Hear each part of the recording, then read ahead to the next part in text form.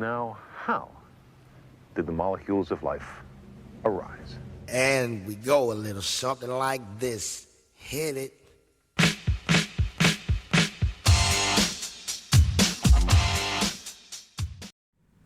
It's nearly Halloween, so with my usual skill and aplomb at picking topics that everyone is talking about, I want to talk about a topic that people were talking about weeks ago. That is dungeons as a sort of mythic underworld of some kind, and that being a reason why they don't have to make any sense. That sort of idea. People were being a bit nasty during the discussion before and picking on each other, so I didn't really want to participate before, but now things have calmed down. I feel like having a go at it.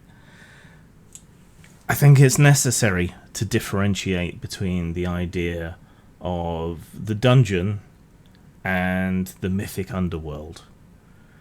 Because I think a dungeon is something more prosaic. It is a hole in the ground with monsters and treasure in it. Whereas an underworld is something spiritual, religious, folkloric, mythical. It is a different world to the real world in which we all inhabit, or in game terms that our characters actually inhabit. It is those other places, those other planes. And so by entering an underworld as opposed to a dungeon, the normal rules don't apply, and the mythical and the supernatural is brought much more to the fore even than it is in the real world. This is the Campbellian monomyth sort of version of things, I suppose. Any adventure can be crammed into the monomyth. Personally, I wouldn't. I'm not a huge fan, but underworlds, mythic underworlds, basically take in that chunk from the crossing of the threshold to the crossing of the return threshold. It's the duration of the weirdness and the importance. Now, I'm British. I live in Britain. We have a weirdly schizophrenic patchwork folklore, which I think is uniquely suited to a lot of these ideas. In Celtic myth, which is a big foundation of a lot of our folklore, you cross into the other world or the underworld, typically through or across water most of the time, which is why we have all these ideas about ladies in lakes distributing swords, magical islands that appear and disappear, why we have so many sacred wells, why we find so many bog mummies and treasure caches in watery places, quite well preserved. Good for us, for archaeology, bad for the people who were stabbed, throttled, and then thrown into bogs as sacrifices, but their loss is our gain, I guess. There are other crossings that persist relating to other things. If you fall asleep in a ring of mushrooms, you're supposed to pass through into the fairy realm. There are other ways to be dragged across as well. There are old Neolithic sites and old burial mounds whose origin and so on was lost for a very long time, and so there is also that element of descending into the earth to enter an other world.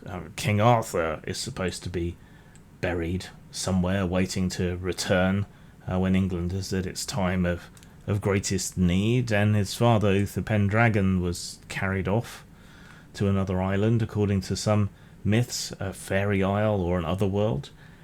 There's a lot of these ideas that have survived despite the advent of Christianity. Their approach here in the UK was quite syncretic. They would adopt pre-Christian mythology and then dress it up with Christianity, or have the priest officiate, which is why we still have lots of well blessings and tree blessings and things like that are now conducted by local vicars, despite stemming from pagan pre-Christian mythology. And these things survived as folklore, as fairy stories, despite the disapproval of the church. Our mythology is uniquely schizophrenic, containing Celtic, Norse, Christian, various varieties of pantheistic beliefs, Roman holdovers. It's a mess, which gives us a weird combination of underworlds and otherworlds and gods and monsters and folklore and fairies and whatever else. So there's these mounds that you can delve down into. There are old mines which have their own mythology. There are caves, including witch caves like the one at Wookiee Hole. There's all sorts of stuff that qualifies as an underworld in one folkloric tradition or another. I live in a mythic landscape where you can't throw a stone without hitting history or mythology or religion of some kind.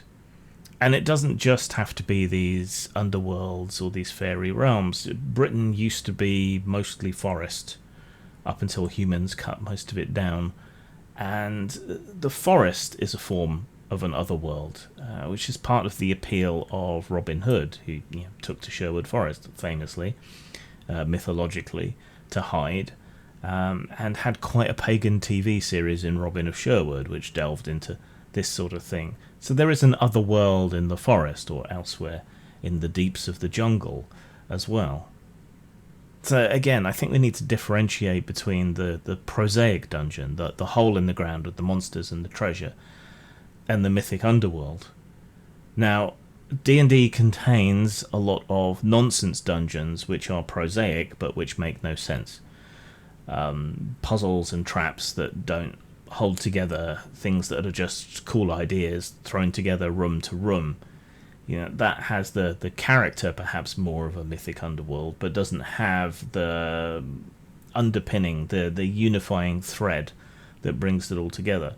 Some of those prosaic dungeons can themselves be crossing places to other worlds, to the planes, things like that, and that is more close to the idea of a mythic underworld, where the dungeon is a trial that you have to undergo before you can even get to the spirit realm. But by and large, I don't think many, if any, D&D dungeons, even the classics, really qualify as this sort of mythic underworld. There's one game that is quite broadly known, in which I think there is an element of this mythic underworld explicitly woven into it, and that is the Gloranthan hero quests. Here is something where you are explicitly crossing into a spiritual realm and undergoing trials and so on, replicating the deeds of heroes or gods in order to claim a portion of their power or to win over a spirit to make things better in the real mundane world of the game. And this is incorporated heavily into the mechanics, less so back in the BRP days, but more in the years of Hero Quest and other versions thereof. The emphasis has moved quite a lot toward the spiritual as a way to differentiate, I think, Glorantha and RuneQuest from other more prosaically minded RPGs.